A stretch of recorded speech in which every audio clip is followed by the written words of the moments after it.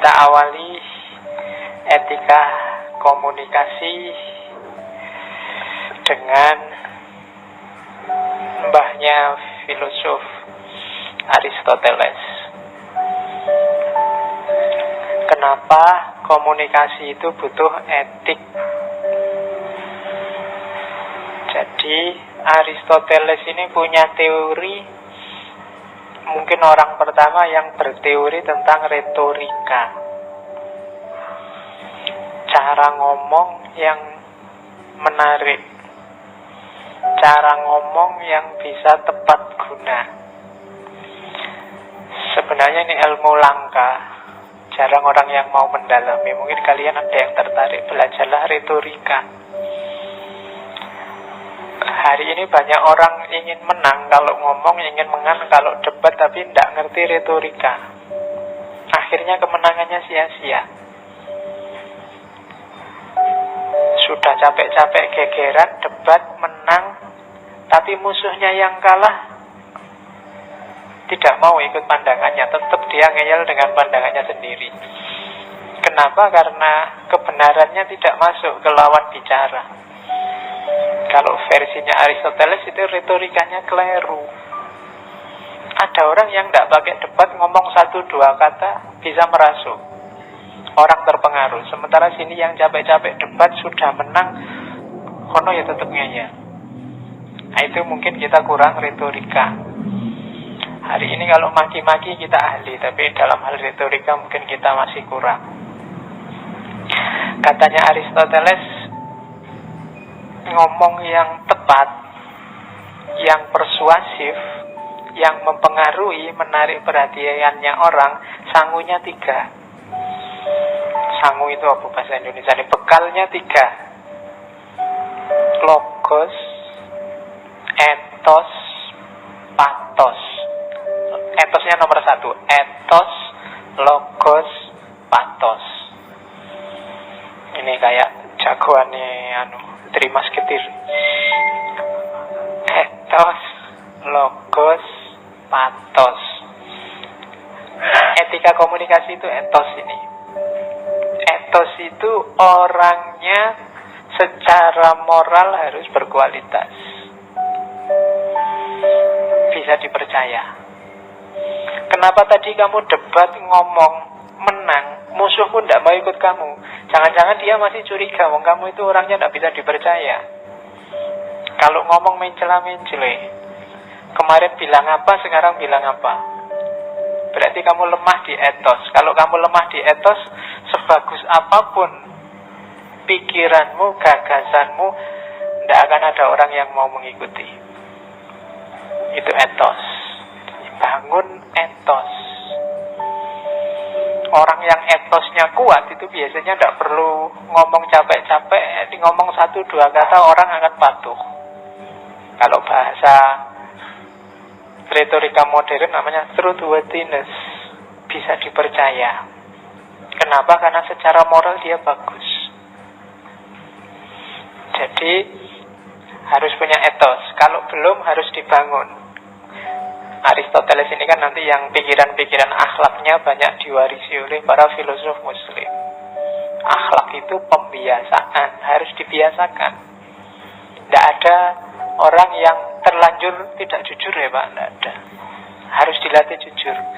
Saya itu terlanjur pemarah ya Pak, tidak ada terlanjur kalau akhlak. Kalau sekarang watakmu pemarah, dibangun biar tidak ngamuan. Jadi bangun kredibilitas moralmu. Nah, itu sangunya sebelum nanti komunikasi.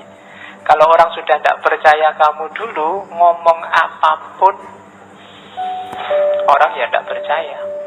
Sebagus apapun isinya, sebaik apapun isinya, orang tidak akan mau ikut. Kenapa? Karena lihat kamu yang ngomong. Oh, itu harus dibangun. Ya kayak model kamu kalau tiba-tiba bilang kita harus selalu mendekatkan diri pada Allah, mungkin orang tidak percaya potonganmu. Modelmu kayak ngono wae kok ngomong mendekatkan diri pada Allah. Kenapa kau harus bangun etos dulu? Kalau nasihati orang jadi soleh, ya kamu soleho dulu. Nanti mungkin waktunya, ini kan mahasiswa baru, waktunya ospek, waktunya pendadaran mahasiswa baru, biasanya kakak kelasnya kan harus rajin belajar. Nek modelnya kakak kelasnya orang lulus-lulus sampai semester 14 ya, adik kelasmu cuma geleng-geleng, Allah mungkin gitu. Bangun etos dulu. Jadi harus truthworthiness, bisa dipercaya dirimu seperti apa. Nanti kalau menasihati orang, ngomong ke orang lain, bisa langsung masuk.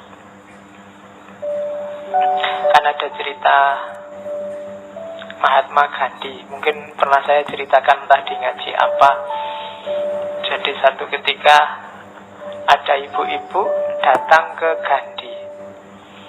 Ibu-ibu ini sumpek sama anaknya. Dia punya anak, bawa anaknya. Anaknya ini punya penyakit, tidak boleh makan garam. Dinasehati bolak-balik sama ibunya, tidak bisa. Pokoknya dia selalu pinginnya makan garam. Akhirnya dibawa ke Gandhi. Sama Gandhi, wah saya tidak bisa kalau nasihati sekarang, ibu pulang dulu, nanti kembali kira-kira 2 minggu lagi baru saya bisa nasihati. Akhirnya ditunggu 2 minggu. 2 minggu kemudian balik lagi ke Gandhi. Ini sudah 2 minggu Pak Gandhi, tolong anak saya dinasehati. Nasihatnya simpel. Le bahasa India itu. Pokoknya, nak, mbok kamu jangan makan garam. Cuma kalimat itu aja. Dan besoknya anak ini sudah gak mau makan garam lagi. Ibunya heran. Kok aneh ya, tak nasihati sampai capek, tidak jalan-jalan. Gandhi cuma satu kalimat itu aja jalan. Ditanyain lagi ke Gandhi, Pak Gandhi kok bisa ya sampean ampuh tenan ya nasihati? Katanya Gandhi, enggak. 2 minggu yang lalu waktu ibu datang pertama kali ke sini, saya masih makan garam. Saya yang makan garam, tidak mungkin bisa nasihati anak ini untuk tidak makan garam. Maka waktu 2 minggu ini saya manfaatkan untuk pantang makan garam juga. Setelah 2 minggu mulai, mungkin kalau bahasa Aristoteles tadi, truthworthiness, dia jadi sosok yang bisa dipercaya kalau ngomong melarang makan garam, sehingga ampuh.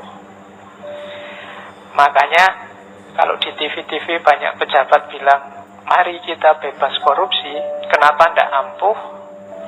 Jangan-jangan kan itu. Ya, jangan-jangan masih kesenggol dikit-dikit sama itu. Karena sosoknya sendiri tidak punya etos itu. Maka pertama-tama komunikasi efektif itu bangun etos, bangun moralitasmu sehingga orang bisa percaya. Yang kedua, logos. Etos ini yang kita bahas hari ini, etika dalam komunikasi. Yang kedua, logos. Logos ini masuk akal. Yang kamu omongkan bisa ditangkap orang lain, itu namanya logos. Ya meskipun mungkin kredibilitasmu tinggi, kalau ngomongnya tidak karu-karuan ngawur ya orang paham aja ndak. Gimana mau mengikuti? Dan yang terakhir, patos. Patos itu emosi. Jadi tulus dari dirimu sendiri dan bisa mempengaruhi orang yang kamu ajak bicara. Buktinya kamu sukses komunikasi itu di orang yang kamu ajak bicara. Kalau dari kata-katamu orang kemudian jadi terpengaruh, kalau sedih dia jadi nangis, kalau senang dia jadi ketawa, ini ada unsur patosnya. Emosi terlibat. Ya kayak penceramah itu, kalau penceramahnya semangat, orangnya wah jadi semangat. Kalau ngomongnya kayak saya gini, kelemek-kelemek, kamu jadi ngantuk. Loh, itu berarti saya sukses, ada patosnya. Jadi ada emosi terlibat. Yang sini adem, sana ikut adem, tidur. Oke, jadi itu namanya patos. Jadi komunikasi itu kalau 3 ini terlibat, retorikamu bagus, sudah sukses. Ya nanti ada teori turunannya detail. Kapan-kapan kita ngomong itu ya, tentang retorika selama 1 bulan. Jadi itu etik dalam komunikasi. Ada etos, ada logos, ada pathos. Ini kalau zaman Yunani namanya trivium. Jadi 3 bidang utama. Kenapa ini penting zaman itu? Kehidupan Yunani era filsafat awal itu kan isinya diskusi-diskusi. Orang saling bertukar pikiran, saling mengadu pandangan. Maka dibutuhkan 3 ini. Oke, terus dari situ kita butuh etos, etika komunikasi. Definisinya itu kalau dalam bahasa Inggris. Kamu terjemah sendiri ya. The principle governing communication. Prinsip-prinsip yang mengatur komunikasi. The right and wrong aspect of it. Aspek benar dan salahnya komunikasi. The moral and immoral dimension relevant to interpersonal communication. Moral, dimensi moral dan immoral. Diingat-ingat yang belajar etika, moral itu lawannya immoral, bukan amoral. Awas keliru. Kalau ada mahasiswa dan mahasiswi kok masuk kamar mandinya masjid siang-siang berdua, itu immoral, bukan amoral. Kalau amoral itu perbuatan yang tidak berhubungan dengan moral. Misalnya saya garuk-garuk kepala saat ini, mungkin itu tidak bisa dijudgment secara moral baik atau buruk. Ini tidak ada hubungannya sama moral. Tapi kalau saya meludah ke situ, ke karpet itu mungkin immoral. Jadi amoral itu tidak ada hubungannya sama moral. Misalnya yang pakai kopiah dan tidak pakai kopiah di sini itu tidak bisa dinilai yang pakai kopiah lebih moral, yang tidak. Itu sifatnya netral, tidak berhubungan dengan apapun. Itu namanya amoral.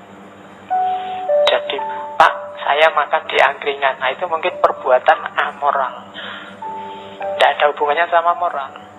Jadi kalau ada temanmu mau ngangkring, wah kamu melakukan perbuatan amoral. Ya, cuma di kita sering kesannya amoral itu tidak bermoral. Padahal yang tidak bermoral itu immoral. Jadi perbuatan itu kan ada baik, ada buruk, ada netral. Yang netral ini amoral. Yang jelek itu immoral. Jadi immoralitas lawannya moralitas.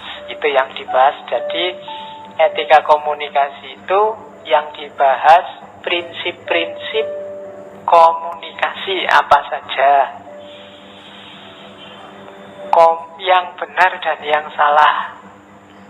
Biasanya ngomong kontennya, atau moral dan tidak. Moral dan tidak itu biasanya kita definisikan baik dan buruk.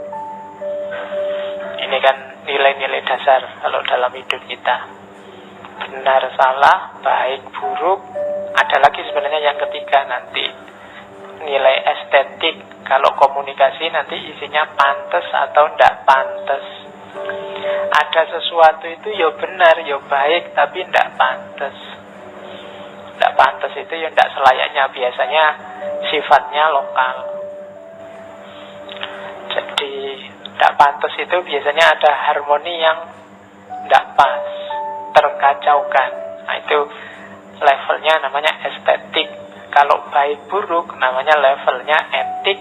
Kalau benar salah biasanya yang paling utama levelnya logik. Jadi ngomong itu ya ngomonglah yang benar, jangan yang salah, dengan cara yang baik dan pantas. Oke, kalau pantas itu ya harmonis, cocok, sesuai. Nah, etika komunikasi ngomong itu. Jadi setiap orang pasti berkomunikasi karena setiap orang makhluk sosial.